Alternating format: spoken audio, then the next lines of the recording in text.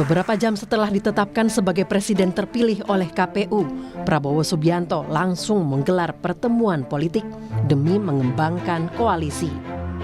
Salah satunya bersama Partai Kebangkitan Bangsa (PKB). Pertemuan ini semakin menguatkan bahwa PKB akan merapat ke koalisi Prabowo Gibran. Prabowo Subianto disambut Ketua Umum PKB Muhaimin Iskandar di DPP PKB Rabu siang usai penetapan Prabowo Gibran sebagai Presiden dan Wapres terpilih hasil pemilu 2024. Sangat terkesan dengan kehadiran Saudara Anies Baswedan dan Saudara Muhaimin Iskandar. Kontestasi kemarin cukup tajam. Dan kontestasi demokrasi harus tajam. Sudah pertandingan selesai dan saya anggap sudah selesai dan memang sudah selesai. Sekarang kita harus melihat ke depan, bekerja untuk rakyat. Yang pertama, PKB sangat berterima kasih, bangga dan merasa terhormat. Tadi PKB juga menyampaikan kepada Pak Prabowo sebagai Presiden terpilih 8 agenda perubahan PKB. Sementara itu, partai yang meraih suara terbesar pada pemilu 2024, PDI Perjuangan, masih konsisten menyebut akan berada di luar pemerintahan Prabowo Gibran.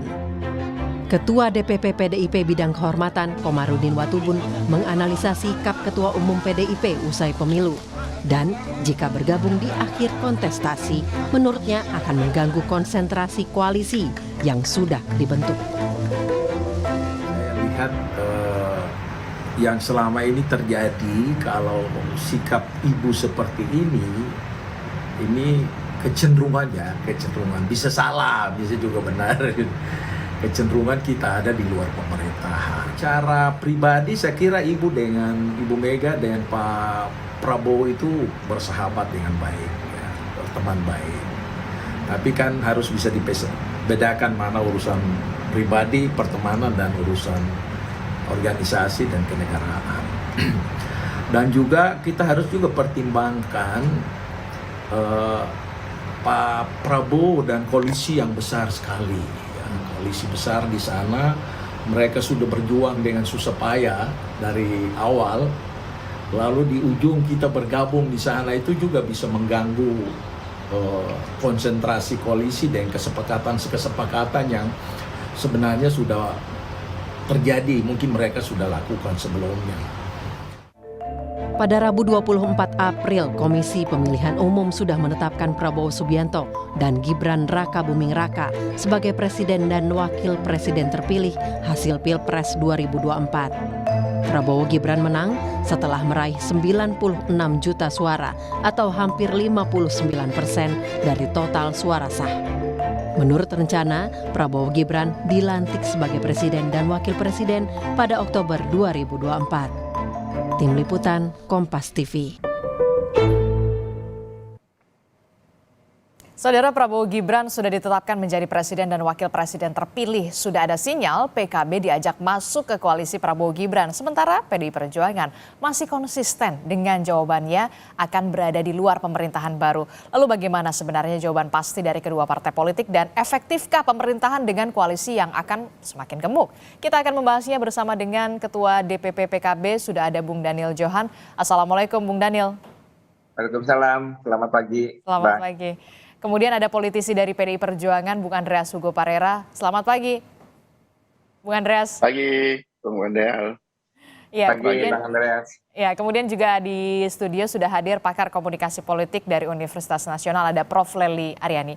Selamat pagi Prof. Adisti, Bang Andreas, Bang Satu. Pagi, Bang Bung Daniel Johan. Daniel. Iya, tampaknya ini tidak hanya kita yang bersemangat di pagi hari ini, tapi juga dua-duanya juga, termasuk juga Bung Daniel Johan ini ya, dari PKB yang kemarin sudah ditemui oleh Pak Prabowo langsung ke kediaman ataupun ke DPP PKB. Nah, ini hasilnya gimana setelah kemudian bertemu dengan Pak Prabowo? Jadi oke gas ya?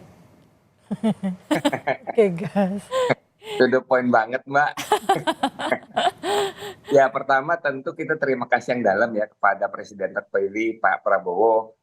Suatu kehormatan, suatu kebanggaan hadir langsung ya ke DPP PKB, sehingga DPP PKB Caimin bisa berkesempatan langsung menyampaikan selamat juga kepada pemenang.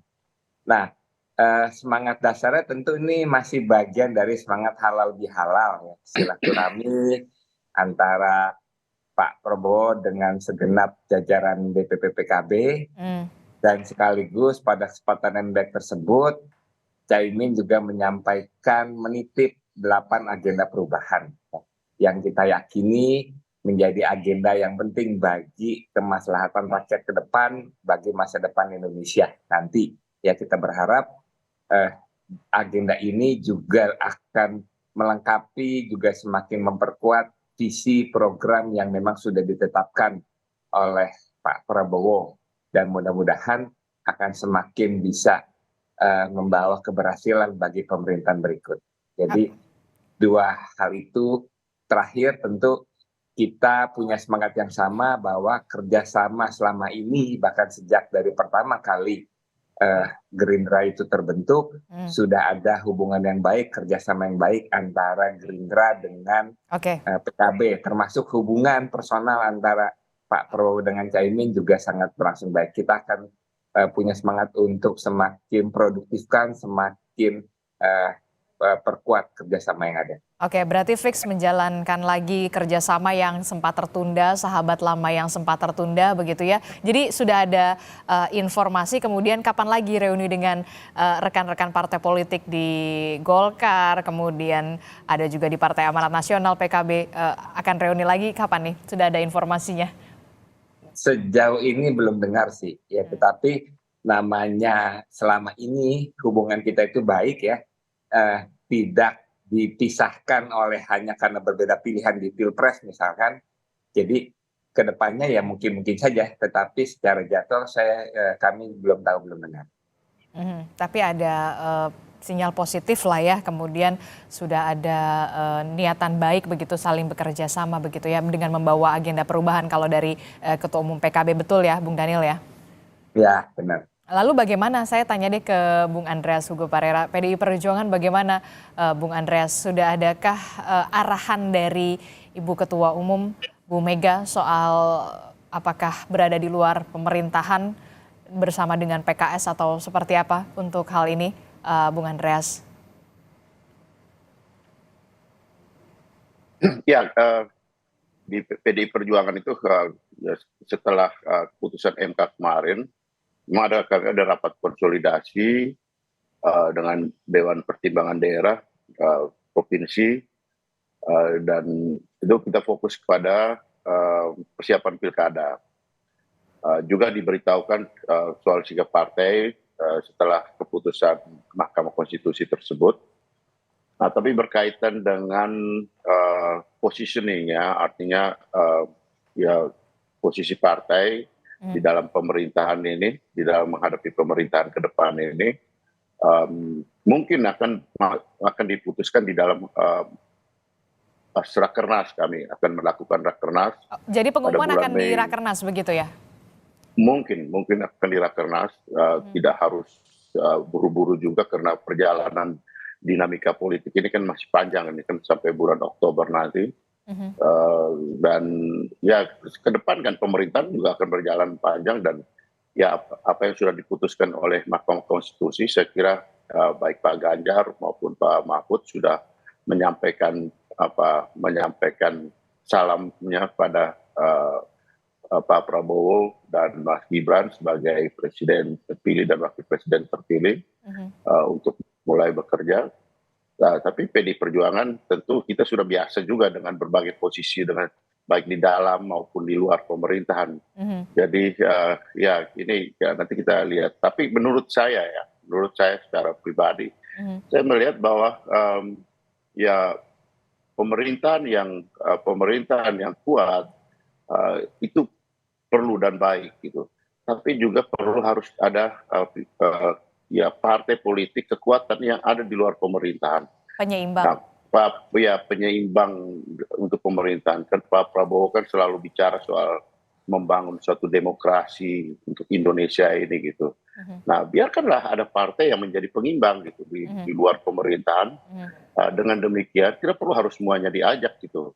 Atau kuat-kuat pemerintahan yang kuat itu diidentikan dengan sebanyak-banyaknya atau istilahnya sering koalisi gemuk gitu kan. Perlu ada juga pengimbang di luar yang ya tentu mempunyai komitmen untuk membangun negara ini bersama, tapi ada di dalam posisi ya mengawal proses pemerintahan ini.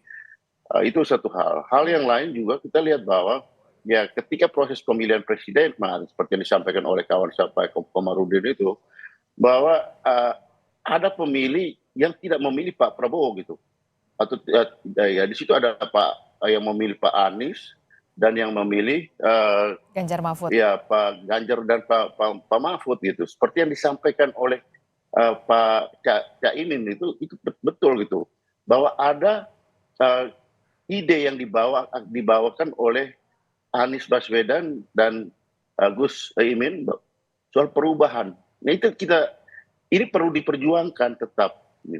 Sehingga disitulah saya kira pentingnya partai pengimbang, kekuatan politik yang mengimbangi pemerintahan ke depan gitu. Karena ide-ide ini yang akan mengembangkan proses demokrasi yang sehat di Republik ini. Gitu. Oke, dan PDI Perjuangan condong sebagai partai penyeimbang begitu ya? Iya, saya kira buat PDI Perjuangan ada di dalam atau di luar itu adalah sama terhormatnya gitu. Orang berpikir bahwa seolah-olah bahwa hanya menjadi partai pemerintah lah, kemudian itu adalah partai baru. Pemerintah dalam arti yang luas itu termasuk adalah di parlemen. Di parlemen, di DPR kan PDI Perjuangan partai pemenang. Ya, menguasai parlemen. Ya tidak menguasai parlemen, tapi menjadi partai dengan kursi yang terbanyak di parlemen. Sehingga buat PDI Perjuangan ini adalah suatu kehormatan juga yang merupakan amanat yang dititipkan oleh rakyat. Sehingga bagaimana kita mengimplementasikan itu di dalam proses pemerintahan nanti. Oke, tapi kan kalau kita lihat begitu ya visual yang saat ini terlihat begitu ya file Kompas TV yang memperlihatkan bagaimana pertemuan antara Pak Prabowo pada saat itu begitu bersama dengan Bu Mega terjalin dengan baik. Apakah ini nanti akan juga terwujud di tahun ini di 2024 pasca putusan MK dan juga penetapan KPU ini terbuka KPD Perjuangan jika nanti akan ada silaturahmi dari Pak Prabowo? Ya itulah kadang-kadang kita ini selalu melihat wah kalau ada hubungan pribadi gini terus kemudian itu selalu diidentikan dengan hubungan persoalan politik gitu. Saya kira kalau secara pribadi saya tahu gitu ya, yang saya tahu tidak ada masalah antara Ibu Mega dan Pak Prabowo. Kita semua tahu di dalam proses perjalanan politik beliau berdua pernah bersama sebagai calon presiden dan calon wakil presiden. Terus kemudian ada pada proses kontestasi 2014, 2019 berbeda posisi. Tetapi hubungan secara pribadi tetap baik gitu. Artinya yang saya tahu gitu ya, tidak ada hal yang mengganggu hubungan pribadi antara beliau berdua gitu. Tapi kan persoalan bagaimana menempatkan diri dalam posisi politik, saya kira itu yang tadi saya sampaikan gitu. Cara pandang itu bisa berbeda dalam melihat hal tersebut. Tetapi tujuan toh tetap sama. Kita ya bagaimana ya membangun bangsa ini, membangun bangsa yang demokrasi, negara yang demokratis, ya dengan keberadaan politik, posisi politik kita masing-masing ya baik di luar maupun di dalam pemerintahan gitu. Dan dua-dua posisi itu adalah terhormat dan itu merupakan amanat rakyat ketika mereka memutuskan memberikan pilihan pada calon presiden dan calon wakil presiden ketika pemilihan umum kemarin gitu. Saya kira itu makna daripada ya bagaimana ya dinamika politik dan interaksi politik yang ada selama ini. Oke, sama-sama punya hubungan baik tapi mungkin dalam perbedaannya adalah posisi politiknya. Nah, kalau Prof Lely melihatnya bagaimana? Apakah memang sudah terprediksi ketika kemarin Pak Prabowo ini memang akan pertama kali partai politik yang disambangnya adalah memang PKB karena memang sahabat lama?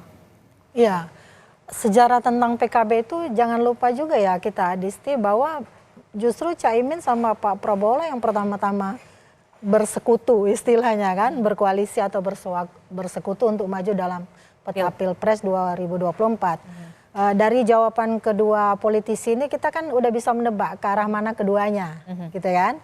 Tapi intinya begini ya, kekuasaan itu kan cenderung korup, apalagi kalau dia absolut dan besar. Maka di sana berkumpullah orang-orang yang akan sangat memungkinkan untuk menjadi yes man. Nah, dinamika inilah yang seharusnya harus kita cegah. Itu sebab mengapa kita memilih sistem demokrasi dan trias politika yang memilah dengan jelas mana itu eksekutif, mana legislatif, dan mana yudikatif. Sehingga kalau berkumpul semua dalam eksekutifnya sama, legislatifnya juga sama, kita kehilangan pesan dalam komunikasi politik itu yang memungkinkan mereka-mereka yang menitipkan suara itu bisa bergeming di parlemen. Karena itu berkumpul, karena yes man tadi, asal Bapak senang misalnya kan, ya udahlah koalisinya kan sama dengan gua nih, masa gua menolak. Karena jangan lupa ketika mereka dalam sebuah sistem di legislatif itu tidak ada lagi pikiran individual. Karena mereka terbungkus oleh praksi. Ketika di praksi mereka rapat dalam komisi, tapi tetap mereka mewakili praksinya masing-masing. Jangankan mereka mewakili individual, gua kan sudah dipilih di dapil saya misalnya kan. Sehingga apapun kebijakan yang bertentangan dengan dan merugikan rakyat di mana di dapil saya harus menentangnya. Itu nggak akan berani. Mereka juga ditakuti oleh PAW dan seterusnya. Ya, maka menurut saya kalau partai membantunya untuk menempatkan positioning mereka, oke, kita berada partai yang bisa mengkritisi pemerintah. Jadi bukan sesuatu yang asal oposisi istilahnya. PDIP sudah membuktikan itu. Buktinya setelah mereka 10 tahun beroposisi, mereka bisa memantik posisi tawar yang jauh lebih tinggi pada rakyat. Dan mereka menjadi peraih suara terbanyak. Dan sekarang pun dengan posisi yang tidak sama dengan pemerintah, PDIP tetap meraih suara tertinggi. Artinya mereka harus menjaga amanah suara ini sehingga menempatkan apapun. Oke lah, Pak Prabowo bilang akan merangkul semua pihak. Merangkul kan tidak harus berkoalisi. Jadi mereka bisa dirangkul dalam kebijakan-kebijakan, program-program yang nantinya menyasar kepada kepentingan rakyat. Mereka boleh bersatu. Tapi jika tidak, banyak sekali regulasi yang dilahirkan kemudian di judicial review yang ternyata bertentangan dengan kepentingan rakyat. Nah, kita berharap teman-teman yang nantinya berada pada posisi di luar pemerintahan akan membantu rakyat untuk menyuarakan itu. Harus tetap membawa pesan-pesan amanah rakyat. Iya, gitu ya. Jadi suara keterpilihan itu, keterwakilan itu memang harus dijaga. Lalu bagaimana kemudian PKB ini positioningnya, karena memang kalau misalkan dirangkul masuk ke koalisi sebagai, saya tidak mengatakan member baru, tapi reuni lagi lah ya, istilahnya dalam tanda kutip. CLBK juga bisa. CLBK begitu. Nah, lalu bagaimana? Apakah nanti akan ada potensi gesekankah kemudian di koalisi Prabowo Gibran atau seperti apa Anda melihatnya, Prof. Lely? Jangankan mereka yang sudah memang sahabat lama atau memang berada dalam koalisi yang sama misalnya. Gerindra aja sama Pak Jokowi yang notabene adalah dalam positioning yang berbeda, ketika masuk bersama mereka bisa sejalan, ibaratnya seperti itu. Dan jangan lupa juga posisi PKB ini cukup romantis, bukan seperti lagunya kita bikin jadi romantis. Karena ada porsi-porsi kedudukan untuk menteri-menteri tertentu yang memang menjadi jatah. Jadi saya kira jatah inilah yang mungkin nanti akan dipertimbangkan oleh PKB. Jangan lupa politik itu adalah pertemuan dan pertentangan dua kepentingan. Hasil akhirnya adalah kompromi. Kompromi dari yang dipertentangkan dan dipertemukan dalam kepentingan. Maka nanti yang akan mengikat apakah berkoalisi atau beroposisi adalah kepentingan. Apalagi kalau kita lihat kan ya, PKB ini kan punya suara yang lumayan melonjak. Besar, melonjak di pemilu 2024 ini. Daya tawarnya, positioningnya, bergennya punya bergen yang kuat ya. Bergen yang kuat. Tapi jangan lupa juga melonjaknya suara PKB juga dikonotasikan karena mereka mendukung Anies misalnya kan. Jadi ada nuansa yang dititipkan rakyat tentang isu-isu perubahan. Tadi sudah dikatakan bahwa kami menitipkan 8 program perubahan dan sebagainya. Nah, apakah 8 program itu akan dilakukan oleh kabinetnya Prabowo Gibran, ataukah mereka harus berada di dalamnya untuk mengiring agar 8 program itu juga bisa berjalan melalui kementerian mereka masing-masing. Itu pilihan bagi PKB. Dan dua-duanya sama seksinya gitu. Syarat dan ketentuan berlaku. Iya. Seperti jualan kita. Oke. Lalu bagaimana kalau Prof. Lely melihat sikap dari Pak Prabowo ini apakah sudah tepat begitu ketika penetapan langsung berusaha untuk merangkul semuanya walaupun memang punya akan ada posisi tawar masing-masing begitu. PDI Perjuangan mengatakan tidak ada hubungan yang bagaimana tetap hubungan baik tapi memang posisi politik yang mungkin berbeda. Pilihan politik yang beda. Apakah tepat yang dilakukan oleh Pak Prabowo ini? Iya, Pak Prabowo kan dalam kampanye juga selalu mengatakan kita akan merangkul semuanya termasuk yang tidak memilih saya.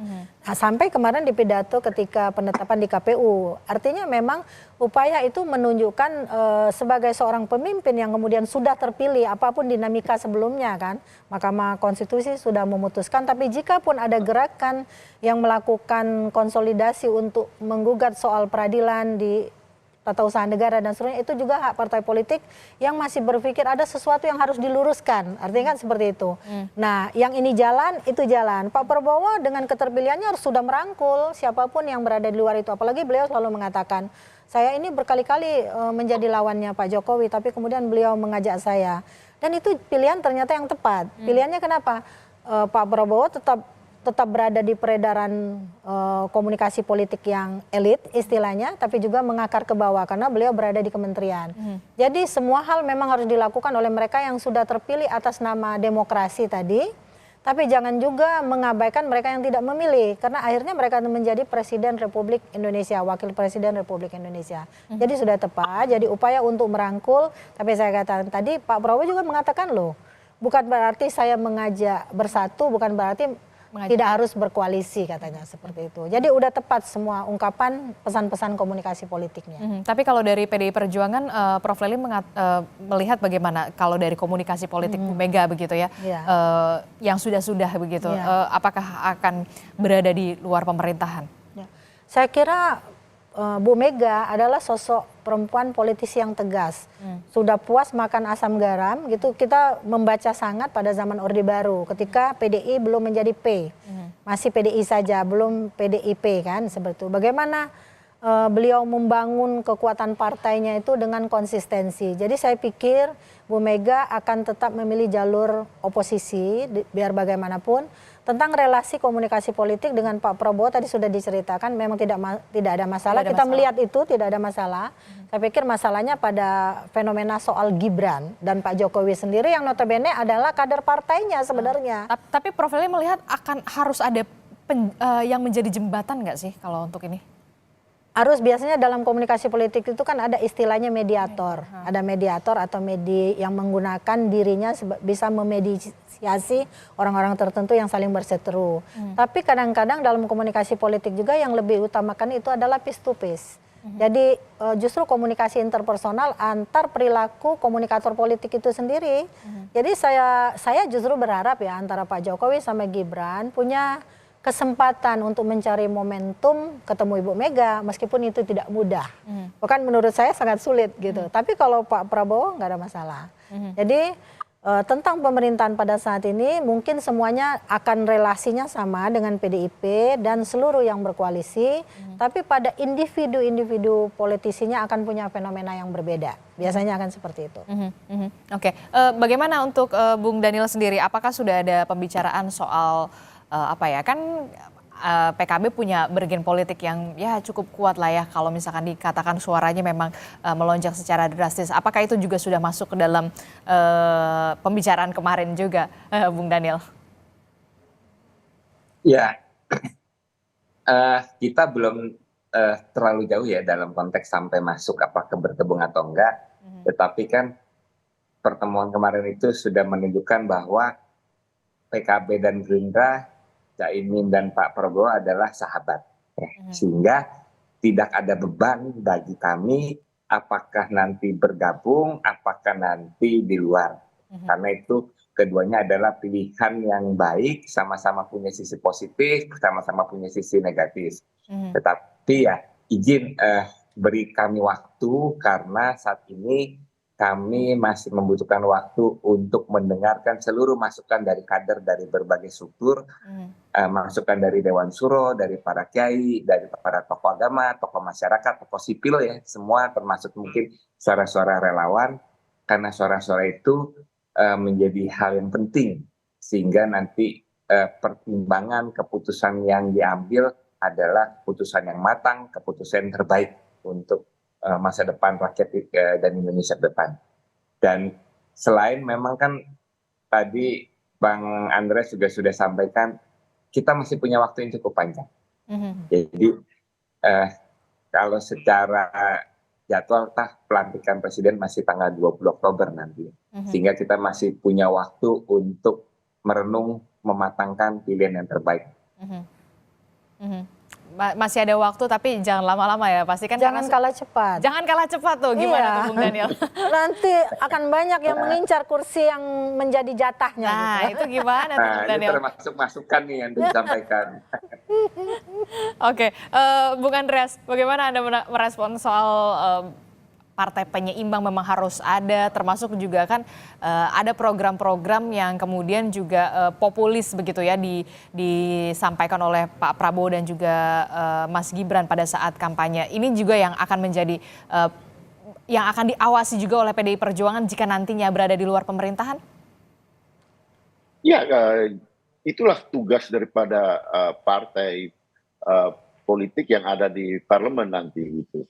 Ya, betul seperti apa yang disampaikan oleh Prof. Lely tadi gitu. Jadi saya kira ya seperti sekarang gitu ya, di pemerintahan ini kan ya begitu banyak partai yang ada di dalam posisi pemerintahan, itu juga yang melemahkan kontrol. Kita tahu beberapa undang-undang itu berjalan begitu cepat sehingga juga menjadi sorotan masyarakat, kritikan masyarakat, karena lemah di dalam ya proses interaksi dengan masyarakat untuk mendengar masukan-masukan dari masyarakat, terutama ya yang akan merepresentasikan itu di parlemen gitu.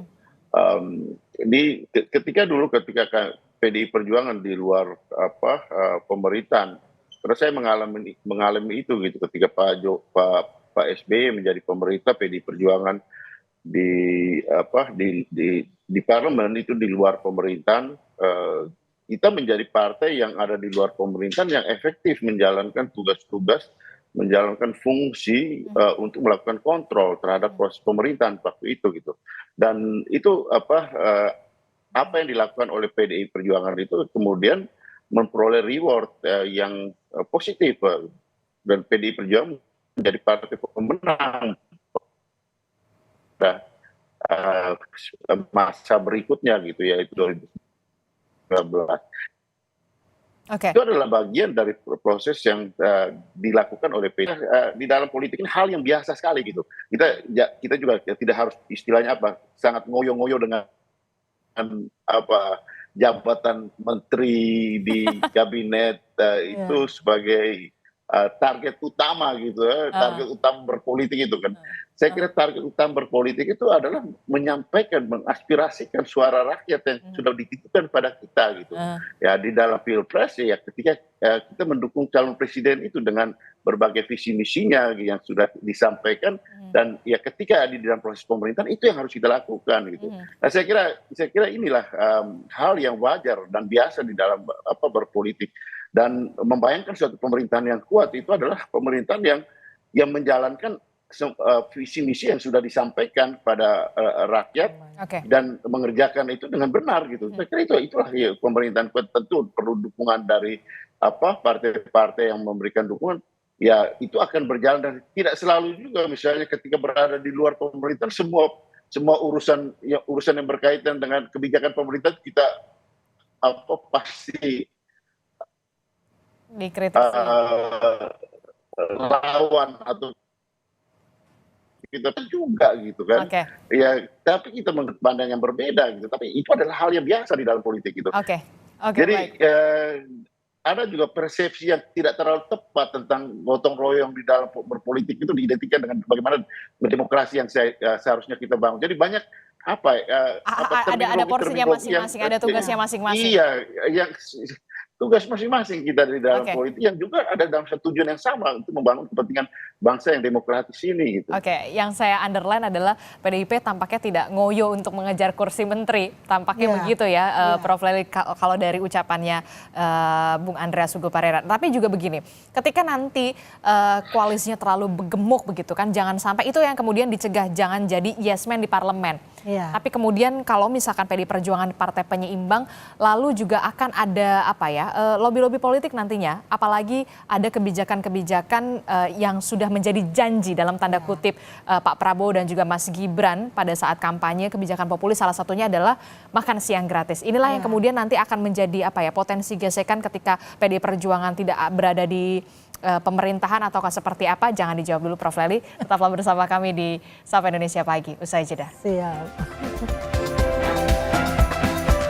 Terima kasih Anda masih bersama kami di Sapa Indonesia Pagi, masih membahas siapa yang akan masuk atau diajak ke dalam pemerintahan Prabowo Gibran, tapi siapa pula yang kemudian masih menjadi setia untuk menjadi oposisi, ataukah PKS dan juga PDI Perjuangan. Kita masih membahasnya bersama dengan Prof. Lely masih di studio, kemudian juga melalui sambungan Zoom ada Bung Daniel Johan dari Partai Kebangkitan Bangsa, kemudian dari PDI Perjuangan ada Bung Andreas Hugo Parera. Nah, ini juga yang menjadi pertanyaan saya tadi sebelum jeda. Bagaimana Prof? Anda melihatnya memang nanti akan ada potensi gesekan pada saat ada kebijakan-kebijakan populis yang memang seharusnya juga dibahas di parlemen, tapi PDI Perjuangan, bahkan mungkin PKS berada di luar pemerintahan, koalisi gemuknya akan seperti apa? Bagaimana Anda melihatnya? Ya, kalau kita membaca laporan dari parlemen sendiri, ada judulnya kualitas keterwakilan di situ.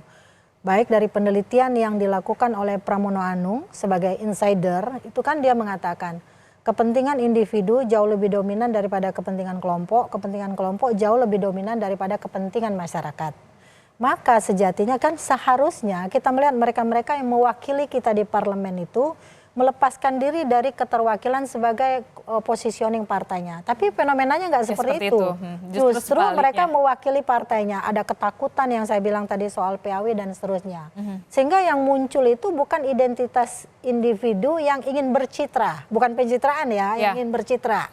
Tapi adalah tentang bagaimana mereka mewakili partainya. Kalau partai saya berkoalisi, maka saya harus mendukung. Tapi itu juga tidak sepenuhnya terjadi. Ingat nggak di periode kedua pemerintahan Pak SBY itu ada 62% yang menjadi koalisi, 62%. Nah kemudian justru Golkar sama PKS waktu itu yang berada dalam koalisi yang pasti menentang terus-menerus itu kebijakan Pak SBY di periode kedua itu. Artinya tidak juga menjamin sepanjang mereka juga membutuhkan rakyatnya ketika ini menjelang akhir misalnya, maka kita harus berubah nih narasinya dan sebagainya. Nah soal apakah kebijakan itu kemudian akan didukung atau tidak termasuk oleh yang mengaku menempatkan diri dalam koalisi di luar pemerintahan, itu juga tergantung. Saya kira mereka juga tidak mau gambling ya teman-teman yang menjadi oposisi itu, oh ini penting bagi rakyat, kenapa kita nggak dukung? Makanya itu yang tadi Bang Andreas bilang, kita sudah membuktikan bahwa kita bisa menjadi oposisi yang efektif. Karena nanti rewardnya akan dibayar oleh rakyat. Di akhir gitu. Saya pikir itu juga yang menjadi pertimbangan teman-teman para politisi ini pasti cerdas untuk berpolitik. Maka cerdas berpolitik itu harus dipraktekkan juga di parlemen dengan 3 fungsinya tadi, legislasi, anggaran, sama pengawasan. Kalau mereka diem aja terhadap semua kebijakan yang notabene tidak berpihak pada rakyat, maka rakyat juga yang nantinya akan menghukum mereka.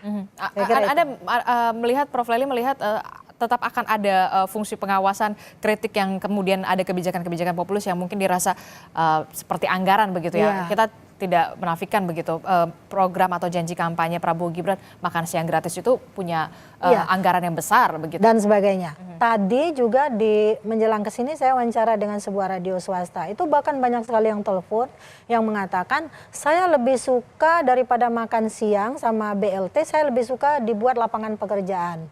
Nah gitu. Karena dengan lapangan pekerjaan itu kita lebih dari makan siang kita dapat, lebih dari BLT kita punya. Karena BLT itu membuat saya malas. Tadi yang telepon itu banyak di radio itu. Nah saya kira ini teman kita 2 ini pasti mendengar ini juga. Mungkin ketika mereka membahas soal makan siang nantinya, soal BLT selanjutnya yang justru potensial digunakan oleh penguasa ke depannya, entah mau periode kedua atau apa, mereka pasti akan berjuang juga mati-matian menyuarakan kepentingan rakyat itu. Jadi potensi apakah akan selalu didukung belum tentu juga, tergantung positioning masing-masing. Termasuk juga kebijakan populis tadi Iya, begitu ya. betul. Jadi ciptakan saja peluangnya, Peluang, jangan jadi kemudian kasih disuapi, kail, disuapi, jangan ya. ikan gitu kan, intinya seperti itu. Oke, Bung Andreas Hugo, tadi Anda menyebut sempat mengatakan PDI Perjuangan tidak ngoyo tampaknya sebagai mengincar kursi menteri. Berarti sudah legowo kursi-kursi menteri yang memang sebelumnya diisi oleh PDI Perjuangan ini akan hilang begitu kesempatannya, peluangnya kecil. Bung Adisti, yang menjadi ya kalau ke depan dilantik itu yang menjadi presiden itu Pak Prabowo gitu, dan yang punya hak prerogatif untuk memutuskan itu Pak Prabowo gitu. Ya. Nah oleh karena itu dan ya saya katakan tadi gitu, ya kita ketika di dalam proses pemilihan presiden kita memutuskan untuk ya berbeda posisi di dalam kontestasi itu gitu. Kalau bermimpi untuk menjadi menteri itu yang namanya ngoyo itu gitu kan. Dalam arti apa?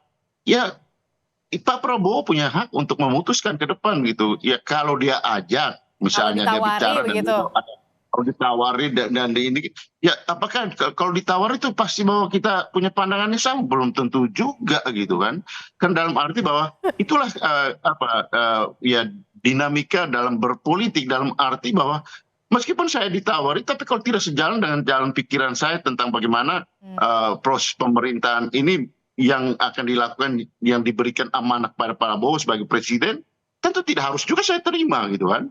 Dalam arti saya juga tetap terhormat menjalankan tugas-tugas saya di luar pemerintahan.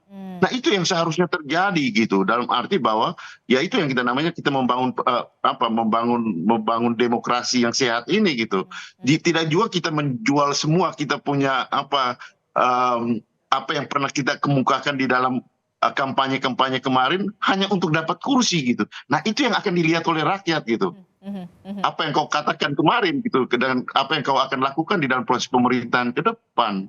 Konsistensi dalam arti bahwa disitulah karena rakyat pun berbeda di dalam melihat bagaimana perjalannya suatu pemerintahan. Tidak semuanya harus sama juga gitu kan. Kita ini kan bukan pasukan yang ada di dalam selalu ada satu barisan untuk semua hal gitu kan. Tetapi ya sebagai negara kesatuan Republik Indonesia tentu kita mempunyai cita-cita yang sama gitu. Tapi caranya bisa berbeda di dalam melihat suatu persoalan. Nah itulah saya kira itu hal yang praktis dan wajar sekali gitu di dalam berdemokrasi. Saya kira sudah 20 tahun lebih kita berdemokrasi setelah reformasi ini gitu. Jangan kita praktekkan kembali dan memaksakan diri untuk kembali kepada alam orde baru dulu gitu. Dan ini gejala-gejala ini yang dihadapi dan di PDI Perjuangan menentang cara berpikir dan gejala-gejala seperti itu gitu yang dipraktekkan di dalam akhir pemerintahan Pak Jokowi ini gitu. Meskipun PDI Perjuangan juga ada di dalam. Dan di dalam proses pemilu kemarin kan kita melihat bagaimana intervensi itu dilakukan hanya untuk meraih kekuasaan yang kemudian mengarahkan pada gaya pemerintahan yang otoritarianisme itu. Oke. Kalau Bung Daniel gimana Bung Daniel setelah kemudian dirangkul begitu ya, PKB juga mengajukan ada 8 agenda perubahan begitu kan, otomatis nggak sih kursi Menteri Agama dan juga Menteri Tenaga Kerja masih akan diisi oleh PKB? Anda punya harapan yang sama? Ya pertama kita belum bicara sampai sejauh itu ya. Tetapi tentu komunikasi akan terus berjalan ya, meskipun baik membahas langsung atau tidak, karena selama ini faktanya kami di parlemen kan juga ada komunikasi yang baik. Baik di tingkat pimpinan, karena kita sama-sama di tingkat pimpinan, maupun di tingkat komisi dan anggota. Nah yang penting komunikasi ini terus berjalan. Kita lihat mudah-mudahan kalau memang nanti dianggap ini bagian dari koalisi besar bahwa itu menjadi baik, ya kita akan menjadi salah satu pertimbangan. Tetapi persoalan juga kita memperkuat kekuatan di luar kekuasaan sehingga ada penyimbang, itu juga akan menjadi hal yang baik untuk dipertimbangkan. Oke, Prof. Lely. Jadi jawabannya masih bersayap. Iya, masih bersayap ya, masih mempertimbangkan gitu ya. Apa yang ditunggu? Iya, jadi memang tadi bilang butuh waktu. Kita bilang jangan kalah cepat ya, Disti ya. Karena kalau kalah cepat ini masih ragu nih menjawab, kata Pak Prabowo, ya udah deh kita ganti aja kepada yang ini, maka akan lewat. Kesempatan tidak datang 2 kali. Tapi memang seharusnya ya menurut saya PKB kan sudah menempatkan posisinya pada kemarin itu tagline-nya perubahan. Seandainya apa yang ditawarkan itu negosiasinya sampai dan tidak mungkin untuk dilakukan, berdiri aja pada posisi perubahan kalau berani. Tapi itu juga tidak memungkinkan karena saya pernah mewawancarai seorang politisi sangat senior di parlemen. Kemudian mereka-mereka yang kemudian menjadi menteri. Saya tanya, kenapa sih kita rakyat ini udah capek-capek memilih Anda untuk bisa mewakili kita di parlemen. Dia bilang begini, target kita politisi ini bukan legislatif tapi eksekutif. Dia ya, tidak semua ya. Nah, ini menurut saya menyedihkan. Harusnya teman-teman yang punya wakil di DPR, kalau memang presiden minta menteri kepada partai itu, jangan kasih yang di DPR.